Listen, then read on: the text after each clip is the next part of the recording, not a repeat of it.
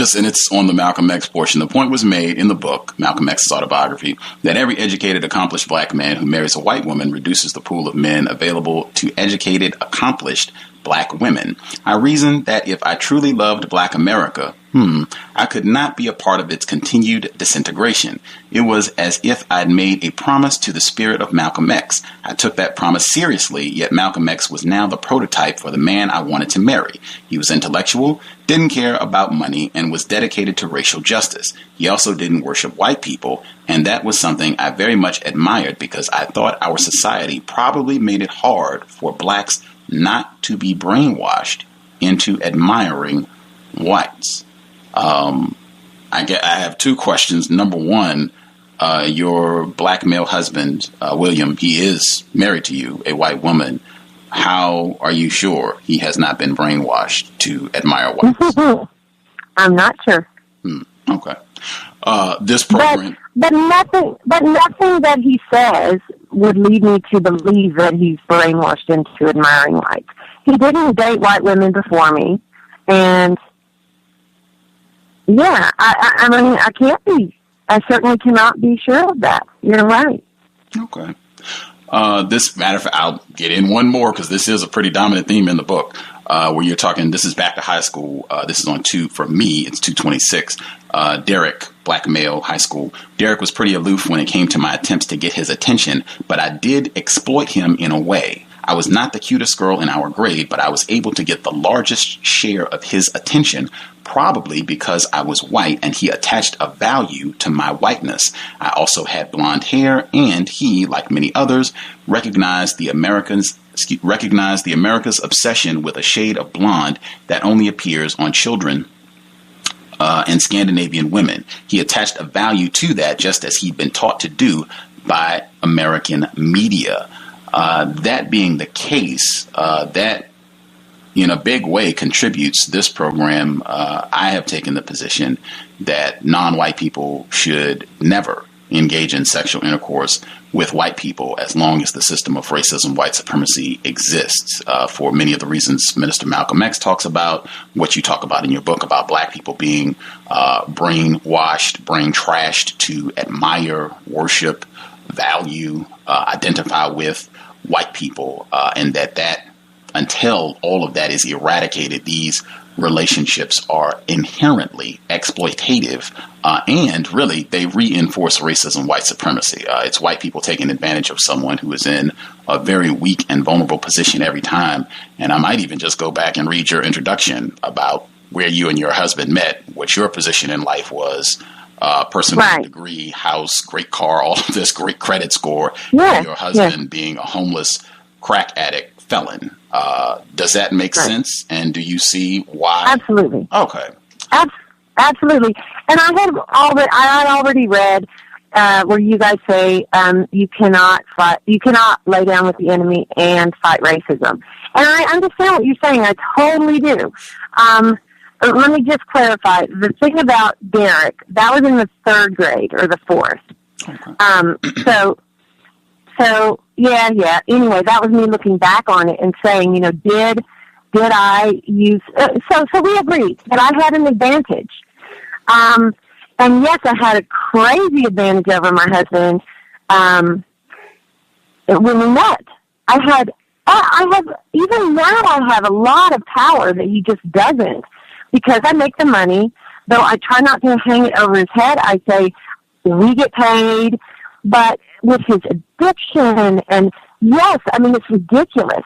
But I think it's important to understand he wasn't trying to fight racism. His parents were dead. He had nowhere to go. He was homeless. He was an addict. I know people say, well, no one, put a gun to his head and made him smoke crack. Whatever. He was homeless. He had nowhere to go. And we both agreed that we exploited each other. He wanted a place to live. He wanted my money. That's okay with me. I wanted his genes. I wanted his genetics. And I say in the book, it was like I asked him to be my sperm donor. And I liked him a lot. I thought he was the kindest, he was just a wonderful, wonderful guy. But I just had decided I'm ready to have a baby, and So yeah, if you're fighting racism, I'm not sure you can be married to someone white. I'm not sure.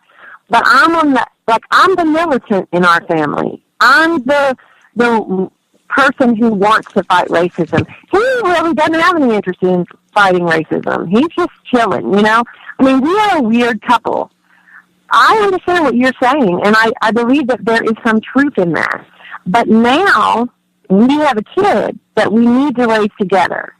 So, you know, I mean, if you had him on the phone, he would say, I'm not trying to fight racism, that's her. She's the one who's all caught up about race and trying to fix stuff. I'm just, you know, chilling. I don't know. He's different, right? Whoa, that is profound on so many levels. No, it's I not. hope somebody, if you're listening, that should be a sound clip right there. Everything that you just heard, that right there, in my view, is the best illustration of all time on this program of the incorrectness of sexual intercourse between white people and non-white people. Thank you, Crystal Tyler. Wheat Money, outstanding. Sound clip, YouTube video, bang. Because what? Because I say I wanted his genetics?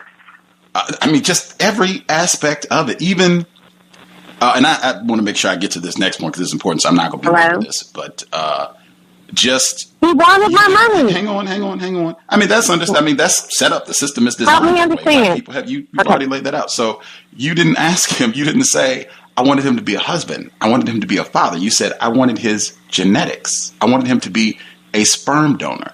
That right there is the essence of when James Baldwin, when he talks about, it's in his book or it's transcribed. He had a conversation with Margaret Mead, who's a white woman, suspected white supremacist racist. But he was saying that there's this problem with white women that you are seen as a sort of walking phallus, basically, in the book. And a walking what? A walking penis, basically, is what he's saying. Oh. And for me, just that he is seen not a husband, not a father. You are a sperm donor. I want your genes. That right there. No. But that's what you said. Wait a minute. I'm not done because you asked me to explain. That was one aspect of it. The fact that you said he's not concerned with fighting against racism, which even contradicts what you said in your book. You said that he was kindred spirit with Malcolm X about him being for racial justice. You just said he's chilling. He's not about all this. You are the quote unquote militant one. That's what you said in the relationship. Yeah. That right there further to me illustrates the incorrectness. As Pam, the legend, always says, you cannot lay down with... Hang on. I'm allowing you to speak without interrupting. Hang on. No, I'm fighting with my husband. Okay. Sorry. If he wants, when I said what, that was me talking to my husband. Go ahead. Okay. Keep going. And the same thing that I said when we were speaking before the program, if you're a husband, if he wants to give his 2 cents, if he's listening, or if he wants to share it, we definitely will make time for that. I would love to hear his thoughts on this as well if people would like to contribute. But as Pam says all the time, racismws.com, her book, The Interracial Con Game, you cannot lay down with white people and get up and fight racism. And just what you said, your husband is not about fighting racism. He's chilling. Right. You are the one that alleges to be against racism. And just that right there for me encaptures the absurdity and the incorrectness of all of this. As I said, for listeners, that should be sound clip, share. Any non-white person that is thinking about having sexual intercourse with a white person, you should listen to that and really ponder on it, process it, marinate on it for a few days.